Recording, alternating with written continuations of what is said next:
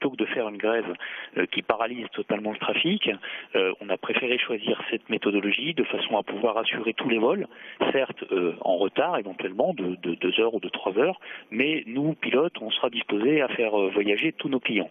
Et si les vols sont annulés, très clairement, c'est parce que les compagnies aériennes auront choisi de les annuler. Ça, c'est la première raison.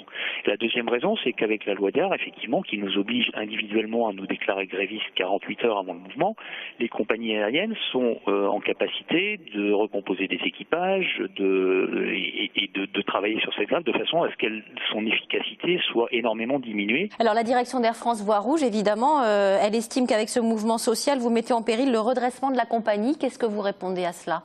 La première chose qu'on répond, c'est que le redressement de la compagnie, on le connaît, on en est parfaitement responsable puisque effectivement, on y a très largement participé. Les pilotes y ont très largement participé par des gels de salaire, par des augmentations de productivité. Donc qu'on vienne nous faire la leçon là-dessus, ça nous agace un peu. Ensuite, ce qu'on répond, c'est que qu'Air France se mette à travailler. Ça fait 3 mois que le préavis a été posé.